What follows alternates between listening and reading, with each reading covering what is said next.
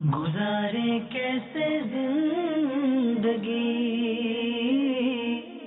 आओ उलमा से पूछ ले। आए जो मुश्किल पेश कोई, आओ उलमा से पूछ ले। الحمدللہ رب العالمین والصلاة والسلام علی سید الانبیاء والمرسلین اما بعد فاعوذ باللہ من الشیطان الرجیم بسم اللہ الرحمن الرحیم الصلاة والسلام علیک یا رسول اللہ الصلاة والسلام علیک یا حبیب اللہ الصلاة والسلام علیک یا نبی اللہ وَعَلَىٰ آلِكَ وَأَصْحَابِكَ يَا نور اللہ۔ میٹھے میٹھے اسلامی بھائیوں، مدنی چینل کے ناظرین، ایک مرتبہ پھر دارالافتاء اہل سنت سلسلے میں مرحبا کہتے ہیں۔ سوالات کے آغاز سے پہلے حصول برکت کے لیے درود پاک کی فضیلت سنتے ہیں۔ نبی کریم صلی اللہ تعالی علیہ وآلہ وسلم نے ارشاد فرمایا، جو کوئی شخص مجھ پر 10 مرتبہ درود پاک پڑھتا ہے، اللہ تعالیٰ اس پر 100 رحمتیں نازل فرماتا ہے۔ صلو علی الحبیب صلی اللہ تعالی علی محمد صلی اللہ تعالی علیہ وآلہ وسلم۔ سوالات کچھ جو ہمیں موصول ہوئے تھے ان میں سے شامل کرتے ہیں، پھر کالز بھی لیں گے۔ ایک سوال ہمیں موصول ہوا کہ میری والدہ انتقال کر چکی ہیں، میں اپنی والدہ کے نام سے کسی اور کو حج یا عمرہ کروا سکتا ہوں، ان کے لیے کروانا چاہتے ہیں، تو کیا اس طرح کیا جا سکتا ہے؟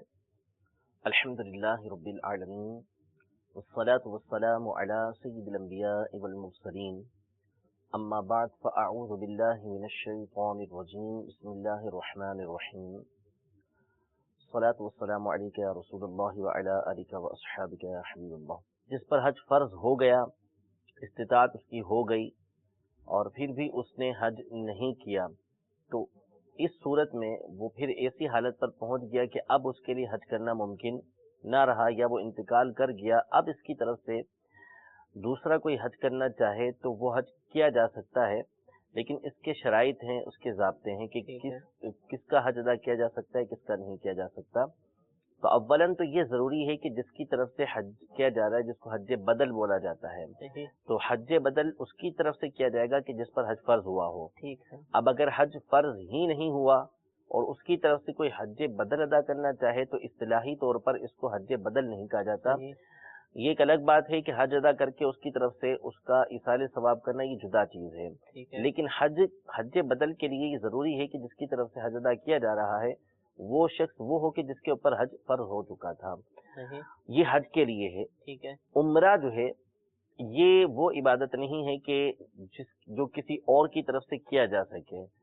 عمرہ صرف اور صرف اپنی ذات کی طرف سے کیا جائے گا، البتہ اس کا ثواب یہ دوسروں تک پہنچایا جا سکتا ہے۔ اب جیسے انہوں نے اپنی والدہ کے لیے کہا کہ والدہ کی طرف سے حج یا عمرہ کسی کو کرانا چاہتے ہیں تو عمرہ تو نہیں کرا سکتے، ہاں وہ کسی کو پیسے اتنے دے دیتے ہیں کہ ٹھیک ہے وہ عمرہ کر لے جا کے، اور اس عمرے کا جو ثواب کروانے کا جو ثواب ملے، یا وہ بندہ عمرہ کرے تو اس کے بعد اس کا ثواب ان کی والدہ کو ایصال کر دے خاص طور پر، تو اس میں کوئی حرج نہیں ہے۔ لیکن یہ عمرے کی جو نیت کرے گا عمرہ کرنے والا، وہ اپنی ہی طرف سے کرے گا کہ میں اللہ تبارک و تعالیٰ کی رضا کے لیے عمرہ کرنے کا ارادہ کرتا ہوں۔ یہ نہیں ہوگا کہ ان کی والدہ کی طرف سے وہ عمرے کی نیت کر رہا ہو، بلکہ اپنی ذات کی طرف سے عمرے کی نیت کرنی ہے۔ ابھی جو لوگ عمرے کرتے ہیں والدین کے نام پر، پیر مرشد کے نام پر، غوث پاک کے نام پر، تو کیا یعنی وہ نیتیں ٹھیک نہیں ہوتی؟ نہیں، وہ نیت اس میں یہی کرتے ہیں کہ میں عمرہ ادا کر رہا ہوں، اور ان کا مقصد یہ ہوتا ہے کہ اس کا ثواب خاص طور پہ میرے والدین کو پہنچے، خاص طور پہ میرے پیر و مرشد کو پہنچے، خاص طور پر غوث پاک رضی اللہ عنہ کی بارگاہ میں اس کا ثواب پہنچے۔ تو اصل مقصد اس میں جو ہوتا ہے وہ ہوتا ہے ثواب کا پہنچنا۔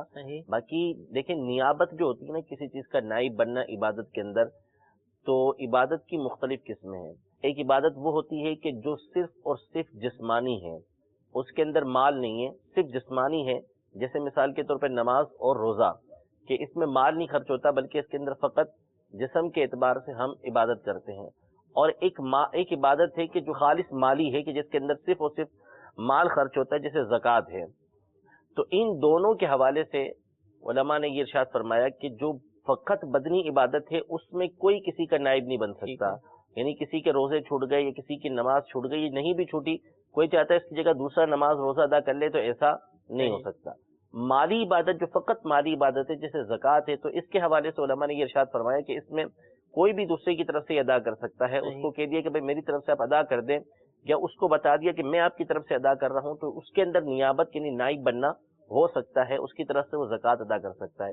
اور ایک عبادت ہے کہ جو مال اور بدنی عبادت دونوں کا مجموعہ ہے، جیسے حج ہے، ٹھیک ہے، کہ اس میں مال بھی خرچ ہوتا ہے اور بدن کے ذریعے بھی افعال کرنا پڑتے ہیں، تو اس کے بارے میں علماء نے یہ ارشاد فرمایا اس میں دوسرے کا کوئی نائب نہیں بن سکتا سوائے عذر کی صورت میں، کہ اگر وہ معذور ہو گیا، اس پر حج فرض ہو چکا تھا اور اب اس نے حج نہیں کیا، اب ایسی حالت کو پہنچ چکا ہے کہ حج نہیں کر سکتا، اب یہ کسی دوسرے کو اپنا نائب بنا دیتا ہے تو یہ ہو سکتا ہے، لیکن اگر عذر موجود نہیں ہے تو اس صورت میں وہ دوسرے کو نائب نہیں بنا سکتا۔ یہ جو ارکان اسلام ہے اس کی بحث کے اندر ہے، اور عمرہ جو ہے یہ فرض نہیں ہے بندے کے اوپر، عمرہ سنت ہے، لہذا دوسرے کی طرف سے اس میں نائب نہیں بنایا جا سکتا۔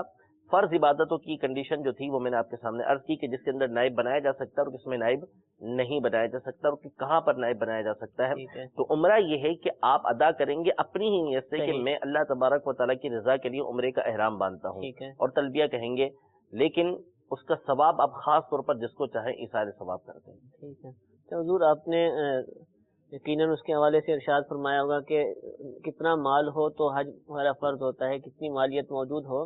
اب ایک شخص ہے وہ خود تو غریب ہے، کوئی شخص اس کو حج کروا دیتا ہے، میں حج کروا رہا ہوں، اور جا کر وہ حج کر آ بھی جاتا ہے، تو اب کیا ایسی صورت میں اس کا فرض حج ادا ہوگا؟ کیا صورت ہوگی ایسی صورت میں؟ یہ کثیر اس طرح معاملہ پیش آتا ہے کہ بہت دفعہ لوگوں کو کچھ لوگ مال دے دیتے ہیں، یا کوئی شخص جو غریب ہوتا ہے اس کے پاس مال آ جاتا ہے تو وہ کوئی دے دیتا ہے، یا کمپنی کروا دیتی ہے یا ادارہ کروا دیتا ہے، تو وہ حج کرنے کے لیے جاتے ہیں، تو اب وہ یہ سوچتے ہیں کہ ہمارا حج فرض ہوگا یا نہیں ہوگا، کیونکہ ان کے اوپر حج تو فرض تھا نہیں۔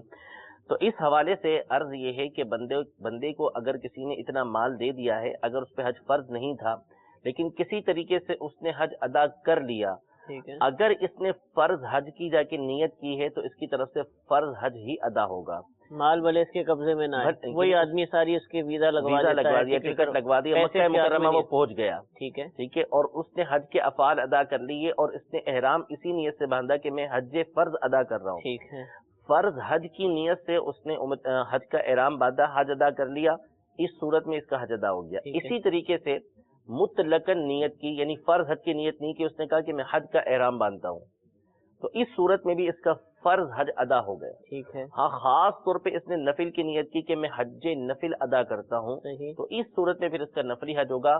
اب اگر بعد میں اس کے پاس اتنا مال آ جاتا ہے کہ جس کی وجہ سے یہ صاحب استطاعت ہو جاتا ہے اور یہ حج کے لیے جا سکتا ہے، تو اس صورت میں اب اس کو دوبارہ حج ادا کرنا ہوگا، ورنہ اگر یہ مالدار نہیں تھا، کسی نے اس کو حج کروا دیا اور اس نے خاص نیت کی کہ میں حج فرض ادا کرتا ہوں، یا یہ نیت کی کہ میں حج ادا کرتا ہوں مطلقاً، تو اس صورت میں اس کا حج ادا ہو گیا ہے، یعنی حج فرض ادا ہو گیا اس کا، اب اس کے اوپر دوبارہ کرنا لازم نہیں ہے۔ جو حج بدل ہم کرتے ہیں کسی اور کی جانب سے، تو وہ اسی کی جانب سے کرائے گا، اس میں اپنے حج کی نیت نہیں کر سکتا کہ میں حج تو اپنا کر رہا ہوں اور اس کو ثواب پہنچے گا جس نے مجھے حج کروایا، باقاعدہ اسی کی طرف سے نیت کرنی ہوگی۔ حج بدل کی جب شرائط مکمل پائی جائے اور کوئی دوسری کی طرف سے جب حج کرے گا تو اس صورت میں اسی کی طرف سے نیت کرے گا کہ میں اس کی طرف سے حج ادا کر رہا ہوں، ٹھیک ہے، اور حج بدل کے علاوہ ویسے ہی اب حج ادا کر رہا ہے تو اب ایصال ثواب کر سکتا ہے۔ حج بدل کے اندر خاص طور پہ اسی کی طرف سے نیت ہوگی جس کی طرف سے وہ حج ادا کر رہا ہے۔ اب جو حج بدل کر رہا ہے اس کا حج اس کی طرف سے ہے تو اس کو حج کا ثواب ملے گا، پھر وہ عرفات میں جائیں تو گناہ مٹتے ہیں، حقوق العباد معاف ہوتے ہیں، حقوق اللہ کی، یہ ساری چیزیں اس کو حاصل ہوں گی۔ بالکل، انشاءاللہ عز و جل تمام چیزیں اس کو حاصل ہوں گی، ثواب اس کا جو کچھ ہے اللہ کی ذات سے امید ہے کہ اس کو حاصل ہوگا اس کا۔ حالانکہ حج یہ اپنے لیے نہیں کر رہا ہے، ٹھیک ہے، اپنے لیے نہیں کر رہا ہے لیکن حج کے افعال ادا کر رہا ہے، دوسری کی طرف سے کر رہا ہے، تو یہ تمام کی تمام باتیں جو اس نے کی ہیں انشاءاللہ تبارک و تعالی اللہ کی ذات سے امید ہے کہ یہ ثواب اس کو حاصل ہوگا۔ تو ویسے حج بدل لوگ کرواتے ہیں تو کیسا شخص تلاش کیا جائے، کس سے حج بدل کروایا جائے؟ اس میں کوئی ہے شرائط وغیرہ بیان کی ہیں شریعت؟ شرائط تو بہرحال یوں نہیں ہے کہ خاص طور پہ کسی کو کروانا ضروری ہو، ٹھیک ہے، یعنی حج بدل اس سے کروانا چاہیے کہ جس نے حج کیا ہوا ہے، پہلے سے کر چکا ہے، تو اس سے حج بدل کروائیں تو یہ زیادہ بہتر ہے۔ لیکن اگر کوئی کسی اور سے کرواتا ہے کہ جس نے پہلے حج نہیں کیا اس سے کرواتا ہے تو اس صورت میں بھی حج بدل ہو جائے گا، اس میں کوئی حرج نہیں ہے. ٹھیک ہے، پہلے والے سے اس لیے کروا رہے ہیں کہ وہ اس کے ارکان سے ادا کر صحیح بھی ادا کر لے گا، اور پھر دوسری بات یہ کہ وہ حج ادا کر چکا ہے تو ٹھیک پھر اس کی دوسرے کی طرف سے حج ادا کرنا اس کے لیے آسان رہے گا. ٹھیک ہے، جزاک اللہ.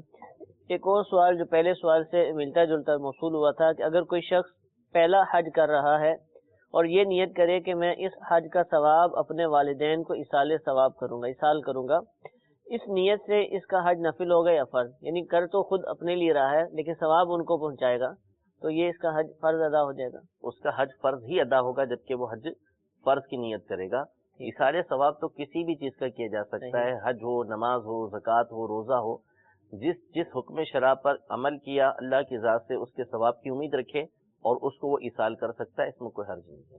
جزاک اللہ. پھر یہ حج کا احرام باندھنے سے حوالے، جب ہم بالخصوص پاکستان سے ہم جاتے ہیں ایئرپورٹ پر جاتے ہیں اور حج کے لیے ہم نے ویزا لگوایا، حج ہی کریں گے، لیکن احرام باندھنے میں کیا حج کی نیت نہیں کریں گے؟ بہت سارے لوگ جو احرام باندھتے ہیں تو اس وقت پوچھا جائے بھی آپ نے احرام کس چیز کا باندھا ہے، تو کہتے ہیں ہم نے حج کا احرام باندھا ہے. حالانکہ حج کے ابھی کئی دن پڑے ہوئے، 30-35 دن کے بعد، 40 دن کے بعد حج کے ایام آئیں گے، یعنی جو حج کے دن آئیں گے. تو کیا اسی نیت سے یہاں پر احرام باندھ کر چلے جائیں گے یا عمرے کا احرام باندھیں گے؟ دیکھیں، اگر اتنا لمبا ٹائم باقی ہے تو عمومی طور پہ کوئی بھی اتنے دن تک احرام کی پابندیاں اختیار نہیں کرتا. یعنی 30 دن 40 دن پہلے وہ چلا گیا، پہلی فلائٹ سے وہ چلا گیا اور اس کی جو حج کے ایام میں 30-40 دن باقی ہیں اس کے، تو اتنے دنوں تک احرام کی پابندیاں نبھانا بڑا مشکل کام ہے. ٹھیک ہے. تو اس صورت میں ہمارے یہاں جو عمومی طور پہ ہوتا ہے، چونکہ حج تمتع ہوتا ہے. صحیح. حج کی 3 قسمیں مشہور، ٹھیک ہے. حج افراد، حج تمتع اور حج قران. حج افراد جس میں فقط حج کا احرام باندھا ہوں کہ میں حج کرنے کے لیے جا رہا ہوں، ٹھیک ہے. اور حج تمتع جس میں پہلے عمرہ ادا کریں اور پھر اس کے بعد حج ادا کریں. صحیح. یعنی عمرے کے احرام سے فارغ ہونے کے بعد، عمرہ کرنے کے بعد پھر حج کا احرام 8 تاریخ کو جو 7 تاریخ کو باندھا جاتا ہے وہ باندھے. اور حج قران یہ ہوتا ہے کہ عمرہ اور حج دونوں کا احرام ایک ساتھ باندھ کے جائے. تو ہمارے یہاں یعنی پاک و ہند سے یا اب بہت سارے ممالک سے جو لوگ آتے ہیں تو عمومی طور پہ لوگ حج تمتع کی نیت سے آتے ہیں، یعنی یہاں سے عمرے کا احرام باندھ کے جاتے ہیں، وہاں جا کے عمرہ ادا کرتے ہیں، اور عمرہ ادا کرنے کے بعد احرام کھول لیا. اب 20-25 دن جو بھی دن باقی ہیں وہاں پر رہتے ہیں، اس دوران وہ تنعیم سے، مسجد عائشہ سے مختلف عمرے کرتے رہتے ہیں. تو یہ حج تمتع ہوتا ہے.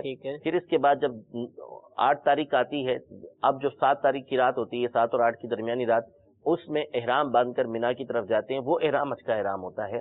تو نیت جیسی کی ہے اس کے اعتبار سے حکم ہوگا. اگر یہیں سے ڈائریکٹ حج کی نیت کر کے چلا گیا، یعنی احرام باندھتے ہوئے یہ نیت کی اس نے کہ میں حج کی نیت کرتا ہوں، تو پھر لوگوں سے پوچھا، سوال کیا تو آپ نے کون سا احرام باندھا تھا؟ ہم نے حج کا احرام باندھا.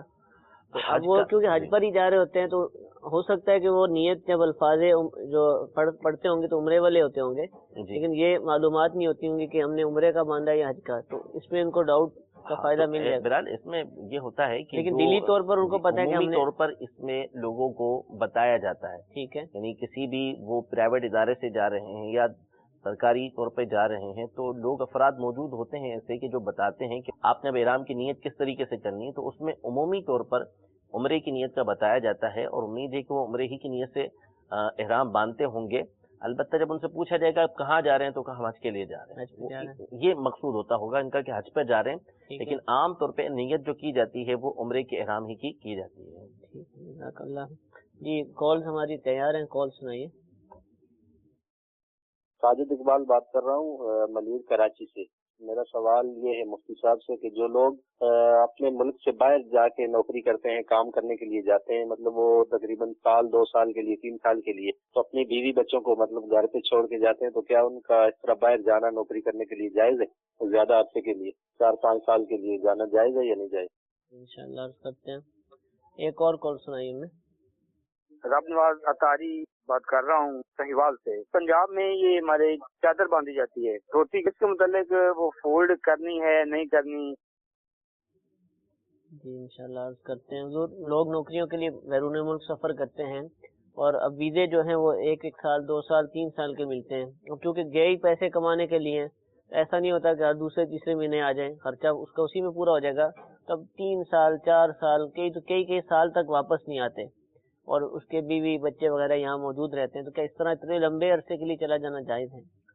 دیکھیں دو باتیں، دو طرح کی اس میں صورتیں بنتی ہیں. نمبر ایک تو یہ صورت ہوتی ہے کہ بندہ چلا گیا اور اس کی اہلیہ جو ہے یہاں پر پریشان ہے اور وہ اس سے مطالبہ کرتی ہے کہ آپ واپس آ جائیں تاکہ ہم یہیں پر رہیں.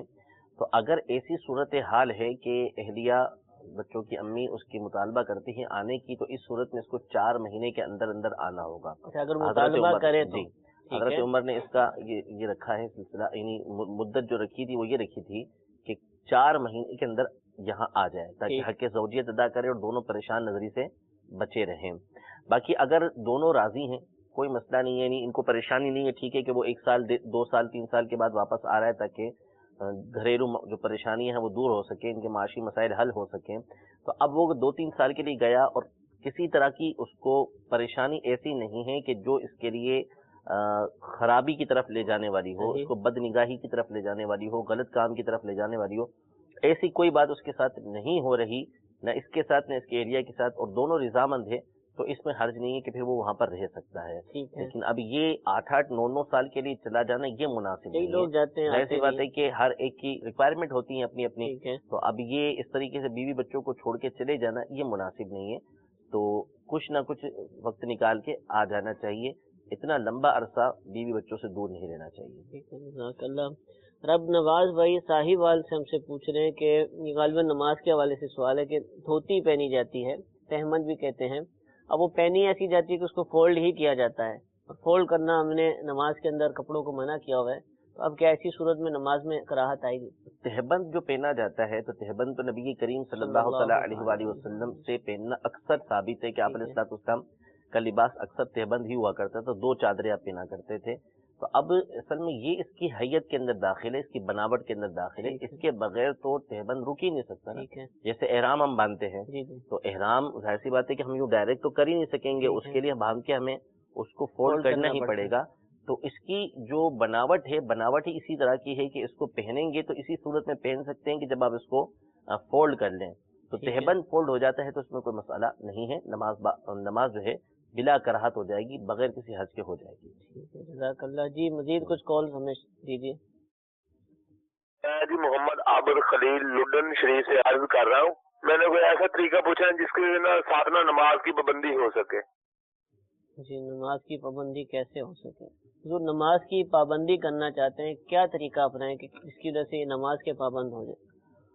دیکھیے پہلی بات تو یہ ہے کہ بعض لوگ کہتے ہیں کہ ہم سے پابندی نہیں ہو پا رہی تو ہم کیا کریں. اولاً تو دیکھیں یہ ہمیں ذہن بنانا پڑے گا کہ چاہے ہمارا دل لگے نہ لگے، نماز اللہ تبارک و تعالیٰ نے فرض فرمائی ہے جس کو اس کے وقت مقررہ پر پڑھنا ہے. تو یہ ذہن بنانا پڑے گا کہ یہ ایسی عبادت ہے کہ جو ہم نے کرنی ہے، جو ہم پر فرض ہے وہ ہمیں ادا کرنی ہے. تو بس یہ ذہن بنا لیں کہ دل لگے نہ لگے باہر صورت نماز میں نے پڑھنی ہے. دوسری بات یہ کہ پھر اس کے بعد وہ دوسرا اثر جو ہوتا ہے اس کا ماحول کا اثر ہوتا ہے. اگر بندہ نیک لوگوں کے ساتھ رہے گا، اچھے لوگوں کے ساتھ رہے گا کہ جو نماز کے لیے جا رہے ہیں، تو اس کا دل بھی لگے گا کہ میں نماز جا کے پڑھوں. اور اگر ایسے لوگوں کے ساتھ بیٹھا ہوا ہے کہ جو خود نماز نہیں پڑھ رہے، تو شیطان اس پر بھی غفلت طاری کرے گا اور ان کے ساتھ بیٹھ کر گپے لگائے گا، جو بھی معاملہ اس نے کرنا ہے وہ کرے گا. تو اس لیے اپنی صحبت کو اپنے جو قریب قریب رہنے والے ہیں ان افراد کے ساتھ رہے، ان لوگوں کی صحبت کو اختیار کرے کہ جو نمازی ہوں. جیسے مدنی ماحول دعوت اسلامی کا، اسلامی بھائیوں کے ساتھ رہے اور نماز کی پابندی کرے گا انشاءاللہ تبارک و تعالیٰ. وہ لوگ بھی پابندی کریں گے اور ان کے پیچھے یہ بھی پابندی کرے گا. پھر تیسرا یہ کہ اپنا مطالعہ اس حوالے سے بڑھائیں کہ نماز کے فضائل کیا کیا ہیں اور نماز کے چھوڑنے پر وعیدیں کیا کیا آئی ہیں، کہ اللہ تبارک و تعالیٰ کیسی کیسی نعمتیں نماز ادا کرنے والے کو عطا فرماتا ہے، اس کے گناہ اللہ تبارک و تعالیٰ معاف فرماتا ہے، ایک ایک رکن کے بدلے اللہ تبارک و تعالیٰ کیسی کیسی نعمتیں عطا فرماتا ہے. ان تمام باتوں پہ غور کرے اور وعیدوں پر غور کرے تو انشاءاللہ تبارک و تعالیٰ اس سے دل لگے گا. پھر اس کے بعد مزید اور اپنے دل کے اندر یہ تاثرات پیدا کر سکتا ہے کہ رب تبارک و تعالیٰ میرا خالق ہے جس نے مجھ پر انعامات کیے، مجھے پیدا کیا، مجھے غذائیں دی، اتنا بڑا مجھے کیا. اب اللہ تبارک و تعالیٰ نے مجھ پر نماز کو فرض کیا ہے، تو مجھ پر اتنی نعمتیں کرنے والا رب تبارک و تعالیٰ، میں کیا اس کی جو اس نے ایک بات کا مجھے حکم دیا اس کو تسلیم نہ کروں، اس کی بات کو نہ مانوں؟ اگر کوئی شخص مجھ پر انعام کرتا ہے اور مجھ سے وہ کوئی کام کہتا ہے، بار بار مجھے چیزیں دیتا ہے، روز مجھ پر ہر لمحے مجھ پر نعمتیں کر رہا ہے، اب وہ مجھے کوئی کام بول دے تو میں اس کی بات کو ٹال دوں تو کتنی بری بات ہوگی اس بات کو سوچیں.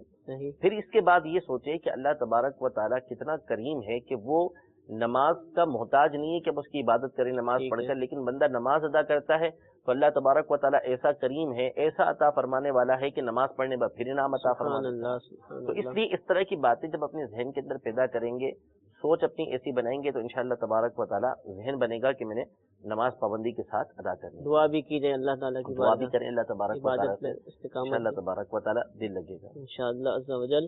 ایسی کون سی باتیں ہیں کہ وہ نہیں ہوں گی تو حج ہوگا ہی نہیں، یعنی بقیہ چیزیں نہیں ہوں تو چلیں حج ہو جائے گا، گناہ ملے گا، لیکن کون سی ایسی چیزیں ہیں کہ ان کا ہونا ہر وقت ہر صورت میں ضروری ہے کہ حج ہوگا ہی نہیں؟ جی، سب سے بنیادی چیز تو احرام ہے. ٹھیک ہے، لیکن ان کو بھی بول سکتے ہیں، لیکن اصلی احرام جو ہے وہ نیت اور اس کے ساتھ تلبیہ یا اللہ تبارک و تعالیٰ کا کوئی بھی ذکر کرنا ہے. چادریں احرام کی شرائط میں سے ہیں. ہاں، یعنی احرام باندھ لیا تو اب اس کے بعد چونکہ سلے ہوئے کپڑے پہننا منع ہو جاتا ہے تو اس لیے پھر اس کی چادریں پہن لی جاتی ہیں احرام کی. تو سب سے بنیادی چیز احرام باندھنا ہے، یعنی نیت کرنا کہ وہ عمرہ یا حج ادا کر رہا ہے، اس بات کی نیت اور اس کے ساتھ تلبیہ یعنی لبیک اللہم لبیک پڑھنا یا اللہ تبارک و تعالیٰ کا کوئی بھی ذکر کرنا. سنت مبارکہ یہ ہے کہ تلبیہ یعنی لبیک اللہم لبیک آخر تک پڑھا جائے، یہ بنیادی چیز ہے. اس کے بعد جو شرط ہے وہ ہے وقوف عرفہ، یعنی کوئی شخص احرام باندھ کر 9 ذی الحجہ کی ظہر کے وقت سے، جس وقت ظہر کا وقت شروع ہوتا ہے اس وقت سے لے کر 10 ذی الحجہ کی طلوع فجر، یعنی جس وقت فجر کا وقت شروع ہوتا ہے اس سے پہلے پہلے عرفات کے میدان میں ایک لمحے کے لیے بھی پہنچ گیا تو اس کا حج ادا ہو گیا. حج کا رکن اعظم جو ہے وہ وقوف عرفہ ہے. تو ایک لمحے کے لیے بھی اگر وہاں پر پہنچ گیا تو اس صورت میں اس کا حج ادا ہو گیا. لیکن احرام ضروری ہے. احرام ہم بچپن سے سنتے آ رہے ہیں کہ اس دن کوئی بھی وہاں چلا گیا تو حج ہو گیا، ایسا نہیں. نہیں، ایسا نہیں ہے، بلکہ احرام شرط ہے، احرام ہونا چاہیے. احرام باندھ کے وہ عرفات کے میدان میں پہنچے گا، جو وقت بتایا گیا اس کے مطابق اس کا حج ادا ہو جائے گا. پھر اس کے بعد جو رکن اعظم ہے حج کا دوسرا وہ ہے طواف الزیارہ. یعنی وقوف عرفہ کرنے کے بعد، مزدلفہ جانے کے بعد، کنکریاں مارنے کے بعد، قربانی کرنے کے بعد، پھر حلق کروانے کے بعد جو رکن ادا کیا جاتا ہے وہ طواف الزیارہ کا کیا جاتا ہے، یعنی کعبۃ اللہ شریف کا طواف کیا جاتا ہے جس کو طواف الزیارہ کہتے ہیں. یہ طواف الزیارہ جب تک نہیں کرے گا اس پر حج کی ایک بڑی پابندی کہ اس کے لیے اس کی بیوی حرام ہو چکی تھی جس وقت سے اس نے احرام باندھا تھا. تو جب تک طواف الزیارہ نہیں کرے گا بیوی اس کے لیے حلال نہیں ہوگی. صحیح بھی اس کا حصہ ہے اس طواف کا یا صحیح الگ؟ صحیح الگ ہے، صحیح الگ ہے. 7 چکر صحیح کرنی ہے، ٹھیک ہے، صحیح واجب ہے کرنا، طواف الزیارہ کا حصہ نہیں. طواف الزیارہ وہ حصہ یوں ہے کہ اگر طواف الزیارہ ادا کر لیا تو رکن ادا ہو گیا اس کا، اب اس کے لیے چیزیں حلال ہو گئیں. لیکن صحیح بھی اس نے کرنی ہے. صحیح کا وقت مقرر نہیں ہے، جب چاہے کر سکتا ہے. بہتر یہ ہے یعنی جو حج کی صحیح ہے وہ طواف الزیارہ کی فوری بات کر لے، لیکن بہرحال طواف الزیارہ کر لیا تو اس صورت میں حج اس کا ادا ہو گیا. تو احرام شرط ہے بنیادی طور پر. پھر اس کے بعد جو ہے وہ وقوف عرفہ اور جو طواف الزیارہ ہے تیسرا یہ مکمل ہو گیا تو اس کا حج ادا ہو گیا. باقی اس کے علاوہ واجبات بہت سارے ہیں، ٹھیک ہے، جیسے کنکریاں مارنا 3 دن، ٹھیک ہے، اور قربانی کرنا، پھر حلق کروانا، مزدلفہ کا وقوف ہو گیا. ٹھیک ہے. تو یہ سارے کے سارے واجبات ہیں جو صبح بھی بیان ہوتے اس میں سے بہت سارے. لیکن جو بنیادی چیزیں ہیں کہ جن سے جو آپ نے کہا کہ جن کے بغیر حج ادا ہی نہیں ہوگا تو وہ یہ چیزیں ہیں، ٹھیک ہے، ان کو کرنا شرط ہے. ٹھیک ہے، جزاک اللہ. کچھ کال ہم شامل سلسلہ کرتے ہیں. جی کال سنائیے. علی اختر اطاری راولپنڈی سے عرض کر رہا ہوں. دارالفتہ اہل سنت میں میرا یہ سوال ہے کہ اگر کوئی شخص اتنا اس کے پاس مال آ گیا کہ وہ حج کر سکتا ہے تو کیا اسی سال اسے حج کرنا ضروری ہے یا اگلے سالوں میں بھی کر سکتا ہے؟ جی انشاءاللہ. ایک اور کال سنائیے.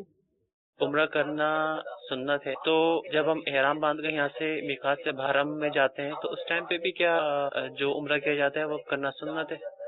جی انشاءاللہ عرض کرتے ہیں. ایک اور کال سنائیے. میں حفیظ اللہ بول رہا ہوں افتخارات سے، بلوچستان سے. یہ جو عمرے کے لیے جو جاتے ہیں ان کو بعد میں حاجی کہہ سکتے ہیں نہیں؟ جی عمرے والوں کو حاجی.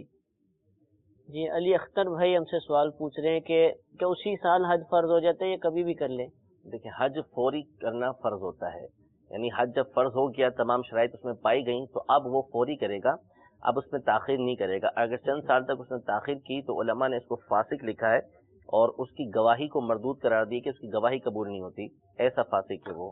تو حج فرض ہو گیا تو فوری کرنا ہے، اس میں تاخیر نہیں کرنی۔ ٹھیک ہاں ہے، اگر مثال کے طور پہ اس نے اپنے طور پہ کوشش کی، جیسے اب وہ زمانہ نہیں، ہمارے زمانے کے اندر ظاہر سی بات ہے بہت ساری چیزیں تبدیل ہو گئیں کہ پہلے سے جمع کروانا، پھر اس کے بعد قرآن اندازی میں نام آنا، بہت ساری یہ صورتحال ہوتی ہے۔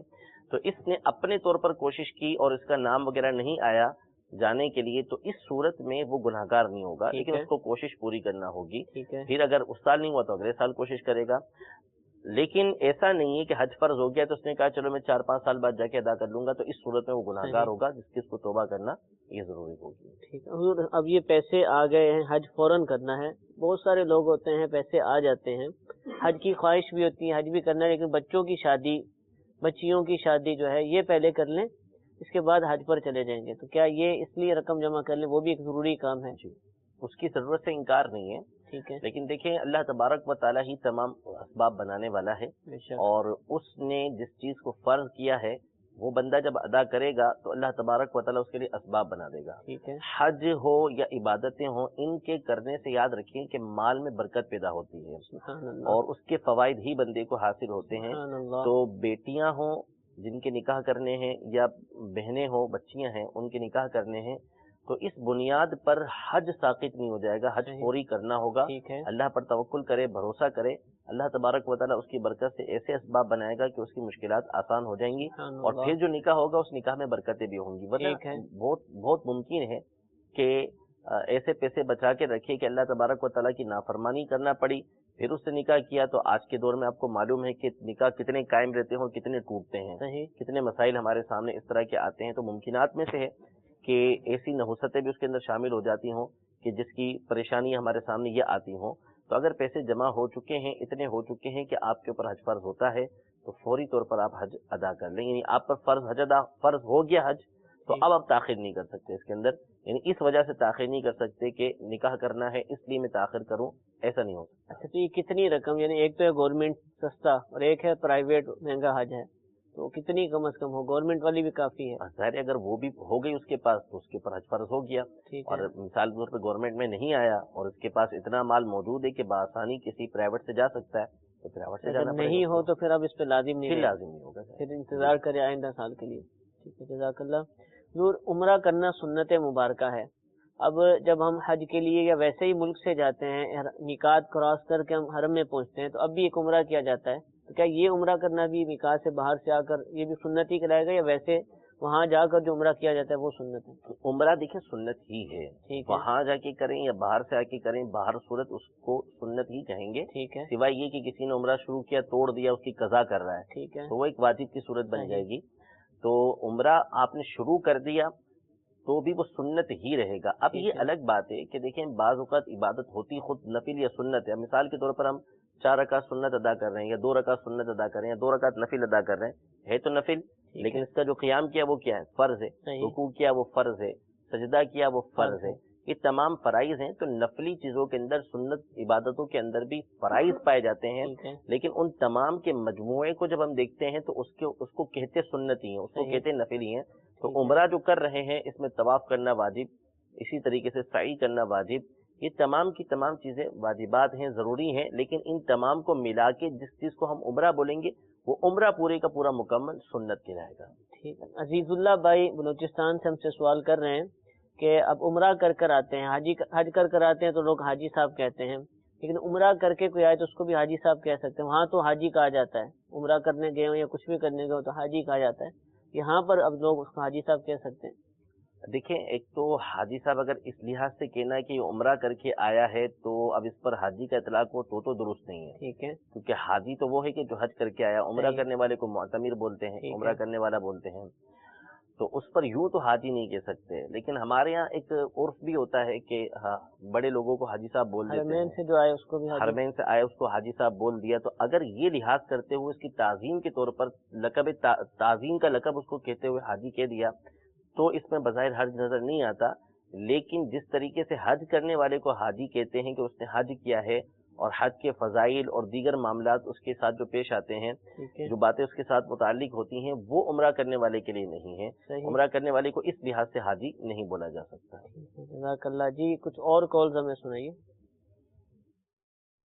میں چکوال سے بول رہا ہوں، راجہ نیاز احمد۔ پوچھنا تھا کہ میں نے والدہ کو عمرے ساتھ لے جانا ہے، تو کیا ہم ایئرپورٹ سے ہی احرام باندھ لیں، کیا طریقہ کریں؟ جی انشاءاللہ کرتے ہیں۔ ایک اور کال سنائیے۔ ساری کوئٹہ سے عرض کر رہا ہوں، میرا سوال یہ ہے کہ حی علی الصلاۃ اور الفلاح کے درمیان جو دائیں اور بائیں جانب دیتے ہیں، اس کا کیا مطلب ہے؟ ایک اور کال سنائیے۔ یہ عرض کر رہا ہوں کہ اگر ایک آدمی اس کے ماں باپ زندہ ہیں، وہ بیوی اور میاں آج کر سکتے ہیں؟ جی انشاءاللہ یہ سوال اہم ہے۔ چکوال سے راجہ نیاز بھائی کہ والدہ کے ساتھ عمرے پر جا رہے ہیں یا ویسے بھی کوئی جا رہا ہے، تو اب احرام کہاں سے باندھیں گے؟ ایئرپورٹ سے باندھیں گے، گھر جا کر باندھے، ہوائی جہاز کے اندر باندھیں، کیا کریں؟ دیکھیں اس میں جو فلیٹیں ہوتی ہیں وہ مختلف طرح ہوتی ہیں۔ بعض اوقات یہاں براہ راست پاکستان سے آپ ڈائریکٹ جو ہے وہ عرب شریف جا رہے ہوتے ہیں، اور بعض اوقات یہ وایا جاتی ہیں، کنیکٹڈ فلائٹ ہوتی ہیں، کسی جگہ پہ رکنا ہوتا ہے، اور بعض اوقات یہ رکنا بہت لمبا ٹائم ہوتا ہے، جیسے یہاں سے پہلے قطر گئے یا دبئی گئے، وہاں رکتے ہیں، پھر اس کے بعد جو ہے وہ عرب شریف کے لیے جاتے ہیں، درمیان میں اسٹے ہوتا ہے، رکنا پڑتا ہے۔ تو احرام اصل میں باندھنا جو ضروری ہے وہ میقات سے پہلے باندھنا ضروری ہے۔ میقات کے آنے سے پہلے آپ یہ میقات پر پہنچ کر آپ احرام باندھ لیں، میقات کو کراس بغیر احرام کے نہیں کر سکتے۔ ٹھیک ہے۔ تو ہمارے یہاں سہولت یہ ہے کہ جہازوں میں عمومی طور پر اعلان ہو جاتا ہے، صحیح، اور اگر اعلان نہ بھی ہو تو آپ جہاز میں بیٹھ کے تھوڑی دیر کے بعد جب آپ کھانے وغیرہ سے فارغ ہو جائیں تو ایک لمبا ٹائم ہوتا ہے، گھنٹہ سوا گھنٹہ، اس میں آپ پہلے سے احرام کی نیت کر لیں کہ میں عمرہ کا احرام باندھتا ہوں اللہ تبارک و تعالیٰ کی رضا کے لیے، اور ساتھ میں آپ تلبیہ پڑھ لیں لبیک اللہم لبیک، وہاں سے بھی آپ کا احرام شروع ہو جائے گا۔ اب اگر آپ یہاں سے براہ راست ڈائریکٹ عرب شریف جا رہے ہیں تو ٹھیک ہے، اس وقت آپ چاہیں تو پاکستان میں ہی ایئرپورٹ پر آپ احرام جو ہے پہن کر اور نیت بھی کر کے براہ راست آپ یہیں سے احرام کی نیت کر کے چلے جائیں، یہ بھی ہو سکتا ہے، اور چاہیں تو یہیں سے جب آپ جہاز میں بیٹھ جائیں تو میقات کے آنے سے پہلے آپ عمرے کی نیت کر لیں، احرام کی نیت کر لیں۔ اور اگر آپ کنیکٹڈ جا رہے ہیں تو اس میں بھی اس بات کا اختیار ہے کہ آپ یہیں سے نیت کر لیں، یا آپ جہاں پہ اتر رہے ہیں وہاں سے نیت کر لیں، یا وہاں سے پھر جب آپ بیٹھیں گے تو میقات کے آنے سے پہلے جہاز میں آپ نے نیت کر لی۔ ان تمام چیزوں کی اجازت ہے، لیکن کنیکٹڈ جو فلائٹ ہوتی ہے اس میں کئی مرتبہ ایسا ہوتا ہے کہ 10-10 12-12 گھنٹے بھی درمیان میں رکنا پڑتا ہے، تو اس وقت اگر جہاز لیٹ ہو گیا، کوئی بھی معاملہ ہو گیا، فلائٹیں کینسل بھی ہو جاتی ہیں بعض ممکنات میں سے، تو اس صورت میں اگر احرام باندھا ہوا ہے، نیت کر لی ہے احرام کی کہ میں احرام باندھ رہا ہوں، تو اس صورت میں اب پھر پابندی جو ہے نا وہ شروع ہو چکی ہے، اس کو نبھانا بعض اوقات مشکل ہو جاتا ہے۔ تو اس لیے احتیاط اسی کے اندر ہے کہ جب آپ جہاز میں بیٹھ جائیں اور آپ کا جہاز جدہ کی طرف جا رہا ہے یا مدینہ منورہ کی طرف جا رہا ہے، تو اس میں میقات کے آنے سے پہلے آپ احرام کی نیت کر لیجئے تاکہ آپ کے لیے پریشانی کا کوئی سامنا نہ ہو۔ جزاک اللہ۔ اذان سے متعلق سوال ہے، حی علی الصلاۃ حی علی الفلاح پر سر گھمایا جاتا ہے، مؤذن صاحب جو ہے دائیں اور بائیں، اس کی کیا حیثیت ہے، جائز ہے، کیا ہے؟ جی بالکل درست ہے یہ، اور یہ اصل میں حضرت بلال سے بھی ثابت ہے رضی اللہ تعالی عنہ، اور دوسرا اصل میں اس کی وجہ قدیم میں یہ تھی کہ ظاہر ہے کہ پہلے زمانے میں مائک تو ہوتے نہیں تھے، ٹھیک ہے، تو بلند جگہ پہ چڑھ کر مؤذنین اذان دیا کرتے تھے، تو اس میں بعض اوقات تاک نکلے ہوتے تھے، یعنی وہ مینارے کے اندر اذان دیتے تھے جس میں کھڑکیاں نکلی ہوئی ہوتی تھیں، تو وہ حی علی الصلاۃ میں سیدھی طرف منہ کرتے تاکہ لوگوں کو یا ہمارے لوگوں کو آواز پہنچے، اور الٹی طرف منہ کرتے تاکہ یہ ہمارے لوگوں کو آواز پہنچ جائے کہ اذان ہو گئی ہے اور نماز کا وقت ہونے والا ہے۔ اسی طریقے سے بلند جگہ پہ جب اذان دے رہے ہیں، مینارہ نہ ہو تو بھی دونوں طرف آواز پہنچانے کے لیے اس طرف رخ کیا کرتے تھے۔ تو یہ چونکہ معصور طریقہ آ رہا ہے، جیسے کانوں میں انگلیاں ڈالنا، کیونکہ حضرت بلال اس طریقے سے ڈالا کرتے تھے، اور حکم بھی ان کو ہوا تھا کہ اب انگلیاں اس میں ڈال کے کیا کریں تاکہ آواز دور تک پہنچے، تو اس طریقے کو اپناتے ہوئے آج بھی یہ سلسلہ ہے۔ یہ جو کانوں میں انگلیاں ڈالی جاتی ہیں، اس کی وجہ یہ ہے کہ بندہ زور سے آواز نکالتا ہے، وہ سمجھتا ہے کہ میری آواز نکل نہیں رہی، تو وہ آواز میں زور پیدا کرتا ہے تاکہ دور تک آواز پہنچے۔ ہمارے زمانے میں بظاہر اس کی ضرورت نہیں ہے، کیونکہ مائک لگا ہوا ہوتا ہے، آواز ویسے ہی دور دور تک پہنچ رہی ہوتی ہے، لیکن چونکہ یہ صحابہ سے تابعین سے طریقہ کار چلتا ہوا آ رہا ہے تو ان کی پیروی اولا ہے، اچھی بات ہے، لہذا ان کے طریقے پر عمل کرتے ہوئے یہی کانوں میں انگلیاں ڈال کے، اور جب حی علی الصلاۃ حی علی الفلاح کہا جائے گا تو اس وقت دائیں بائیں اپنا رخ کیا جائے گا۔ جزاک اللہ۔ یہ آخری سوال اور بہت اہم سوال کہ ماں باپ نے حج نہیں کیا، ماں باپ نے عمرہ نہیں کیا تو میں کیوں کروں، لہذا چھوڑ دیتے ہیں۔ اب ماں باپ تک کی استطاعت نہیں، اپنی استطاعت ہے، زیادہ نہیں ہے، کیا اس طرح رک سکتے ہیں؟ کیا یہ بہت زیادہ عموم ہے لوگوں کے اندر، وہ یہ سمجھتے ہیں کہ اس صورت میں ہمارے اوپر حج فرض نہیں ہوا یا ہمارے لیے کرنا درست نہیں ہے، ٹھیک ہے، جب تک ماں باپ نہ کر لے ہم نہیں کر سکتے، اس کی کوئی حیثیت نہیں ہے۔ اور اس کی کوئی حقیقت نہیں ہے. ماں باپ نے اگر حج فرض ادا نہیں کیا، ان پر فرض ہو چکا تھا پھر ادا نہیں کیا تو وہ گناہگار ہوں گے، اور اگر ان پر حج فرض ہوا ہی نہیں ہے تو اس صورت میں وہ گناہگار بھی نہیں ہے اور نہ ان پر کرنا لازم ہے. اس پر حج فرض ہو گیا، اس کی اہلیہ پر فرض ہو گیا یا بیٹی پر فرض ہو چکا ہے تو اس صورت میں ان کے لیے حج کرنا یہ ضروری ہے.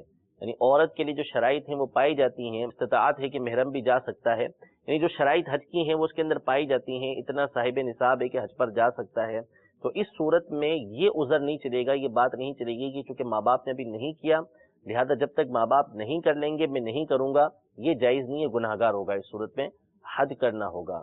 ماں باپ نے نہیں کیا تو اگر فرض ہونے کے باوجود نہیں کیا تو گناہگار ہوں گے، اور فرض نہیں تھا تو ان پہ کرنا ہی ضروری نہیں ہے. آپ پر فرض ہو چکا، آپ کو حج کے لیے جانا ہوگا. ٹھیک ہے. ماں باپ کا انتظار عمرے میں بھی ایسا ہوگا؟ عمرہ تو لازمی نہیں ہے، یعنی کیا اخلاقی طور پہ کہا جائے گا کہ پہلے والدین کو کرواؤ پھر جاؤ، یا جانا جائز ہے؟ جانا تو جائز ہے، اچھا، وہ کوئی مسئلہ نہیں ہے، لیکن اگر اتنی استطاعت ہے کہ والدین کو ساتھ لے کے جا سکتے ہیں تو بہتر ہے کہ والدین کو ساتھ لے کر جائیں تاکہ ان کا دل بھی خوش ہو. ٹھیک ہے، جزاک اللہ. میٹھے میٹھے اسلام بھائیو، حج کے بے شمار مزید احکام ہیں.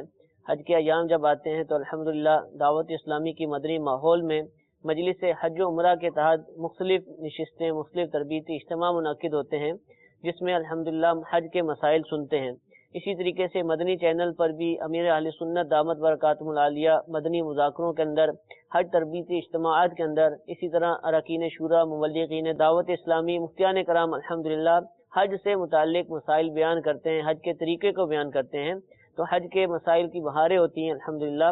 جب حج کے ایام آتے ہیں، جب یہ سلسلہ ہوتا ہے تو یہ سارے سلسلے ہوتے ہیں. اللہ تعالی ہم سب کو صحیح معنوں کے اندر مسائل کو سیکھنے، ان کو یاد رکھنے، عمل کرنے کی توفیق عطا فرمائے. ہم سب کو حج بیت اللہ کی سعادتیں عطا فرمائے، بار بار میٹھے میٹھے مدینے کی زیارتیں نصیب فرمائے. ہم سب کا خاتمہ ایمان پر فرمائے. اللہ تعالی ہم سب کو علم دین سیکھنے، سکھانے، دوسروں تک پہنچانے کی توفیق عطا فرمائے. آمین بجاہ النبی الامین. صلو علی الحبیب صلی اللہ تعالی علی محمد صلی اللہ تعالی علیہ وسلم. گزارے کیسے زندگی، آؤ علماء سے پوچھ لیں، آئے جو مشکل پیش کوئی، آؤ علماء سے پوچھ لیں.